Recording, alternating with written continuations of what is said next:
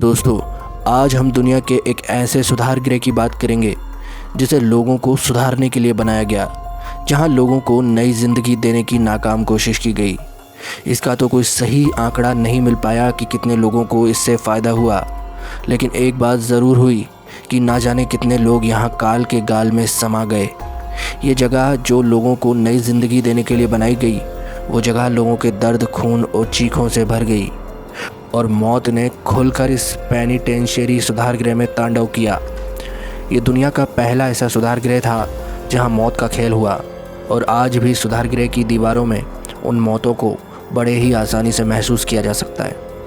आज हम आपको यात्रा कराएंगे फिलाडेल्फिया के पूर्वी स्टेट पेनिटेंशियरी का, तो तैयार हो जाइए एक रोमांचकारी यात्रा के लिए। पूर्वी स्टेट पेनिटेंशियरी संयुक्त राज्य अमेरिका में एक राज्य की पूर्व जेल है। इस जेल का निर्माण सन 1829 में कराया गया था। यह सुधार गृह दुनिया के कुख्यात अपराधियों को कैद करने के लिए मशहूर रहा है। आपको बता दें कि प्रारंभ में इस जेल की क्षमता लगभग 250 कैदियों को कैद करने की थी, लेकिन इसे बाद में बढ़ा दिया गया, जो कि लगभग 1700 कैदियों की क्षमता वाला जेल बन गया। इस जेल में बहुत से नामी गिरामी कैदी रखे गए, लेकिन ये जेल अमेरिका के एक अपराधी अल कोपेनो के लिए ज़्यादा मशहूर हुआ। जेल का इतिहास कुछ यूँ था कि पूर्वी स्टेट पेनिटेंशियरी की इमारत बहुत ही बुलंद है। 5 खंडों में फैले इस जेल में बहुत सारे रास्ते और कमरे हैं। इस इमारत को मशहूर जॉन हैविलैंड ने डिज़ाइन किया था, जो कि अपने समय के एक मशहूर आर्किटेक्ट हुआ करते थे। 25 अक्टूबर को उन्होंने इस इमारत को शुरू किया था। इस इमारत को बनने में काफ़ी लंबा समय लगा था। इस सुधार गृह में अपराधियों को सुधारने के लिए तैयार किया गया। इस जेल के परिसर में बहुत सारी इमारतों का निर्माण किया गया था, जो कि अलग अलग खंडों में बांटी गई थी। हर खंड में कुछ अलग कार्य किए जाते थे और अलग तरह के अपराधियों को रखा जाता था। इस जेल में अपराधियों को अलग अलग तरीके से सुधारने का कार्य किया जाता था। उन्हें कई तरह से यातनाएं दी जाती थी कि वो अपने आप बदल सकें। इस दौरान इस जेल में कई बार मौतें भी हो जाती थी। कैदी और सेल के बारे में अगर बात करें तो जेल के अंदर कैदियों को छोटे छोटे सेल में रखा जाता था। उनके दरवाजे बहुत ही मजबूत हुआ करते थे और उन्हें समय अनुसार ही भोजन और अन्य चीज़ें दी जाती थी। इसके अलावा जेल के बाहरी परिसर में कैदियों को व्यायाम की भी सुविधा थी, लेकिन जेल प्रशासन के तरफ से एक नियम बनाया गया था कि कोई भी 2 कैदी आपस में बात नहीं कर सकते। इसलिए एक समय पर 2 कैदी बाहरी परिसर में नहीं छोड़े जाते थे। दोस्तों, कैदियों को दी जाने वाली यातनाओं की अगर बात करें तो कैदियों को मजबूर करने के लिए इस जेल में बहुत सारी यातनाएं दी जाती थी, जिनके बारे में आपको पता चलेगा तो आपकी रूह भी कांप जाएगी। कैदियों को उस समय की प्रचलित एक विशेष पेंसिल्वेनिया प्रणाली से यातनाएं दी जाती थी।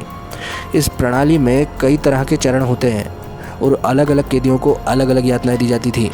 दोस्तों, यहाँ पर कैदियों को रोज़ाना सूर्योदय के पूर्व ही बर्फ़ के ठंडे पानी से नहलाया जाता था।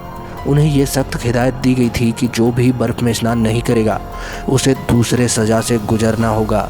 उस समय के जेल के प्रशासन ने कैदियों के दिमाग में ये डाला था कि तुम इस पृथ्वी के सबसे गंदे जीव हो और भगवान को खुश करने की कोशिश करो।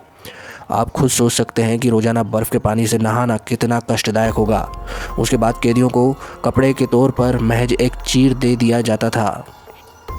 दोस्तों, पागल कुर्सी एक ऐसी कुर्सी होती थी जो कि कैदियों को सुधारने के लिए प्रयोग की जाती थी, लेकिन उस दौरान कैदियों को नंगा करके इस कुर्सी पर चमड़े और जंजीरों से बांध दिया जाता था और उनके कानों में सलाखों को डाला जाता था। इस सज़ा के लिए कोई समय सीमा नहीं थी। कभी कभी कैदियों को हफ्तों तक इन कुर्सियों पर बैठाए रखा जाता था। इस दौरान उन्हें खाने पीने के लिए कुछ भी नहीं दिया जाता था। दोस्तों, आयरन चूब पेंसिल्वेनिया प्रणाली की सबसे भयावह सज़ा होती थी। इस सज़ा में सबसे ज़्यादा कैदियों की मौत होती थी। इस सज़ा में कैदियों के जबान, कान, नाक और छाती पर लोहे की सलाखें फंसा दी जाती थी। ये सलाखें गर्म होती थी और इन सलाखों को अचानक से खींच दिया जाता था। इस दौरान कैदी के शरीर में सबसे ज़्यादा रक्तस्राव होती थी। इसके बाद दोस्तों बात करें, इसके बाद कुछ कैदियों को ज़मीन पर नमक पर लेटा दिया जाता था। दोस्तों, एक यहाँ पर सज़ा होती थी हॉल प्रणाली वाली। इस प्रणाली में कैदियों को जेल के पुराने हिस्से में ज़मीन में पूरी शरीर सहित सीधा ही ज़मीन में गाड़ दिया जाता था। जहाँ पर यह सज़ा दी जाती थी वो जगह बहुत ही पुरानी थी और वहाँ पर जंगली चूहे और चींटियों को पाल कर रखा गया था। कैदियों के गर्दन ही सिर्फ बाहर होते थे, जिन्हें जंगली चूहे नोच नोच कर खाते थे। इसके अलावा ज़मीन के अंदर से चींटियाँ अपने बाम्बियों से निकलकर शरीर का पूरा खून चूसती थी। दोस्तों, जेल पर रूहों का कब्जा है। इस जेल में कैदियों के साथ हुए इन यातनाओं में ना जाने कितने कैदियों ने अपनी जानें गंवा दी। जैसे जैसे जेल में मौत का सिलसिला चलता गया, वहाँ मरे हुए कैदियों की रूहों ने अपना घर बना लिया और आए दिन हादसे शुरू हो गए।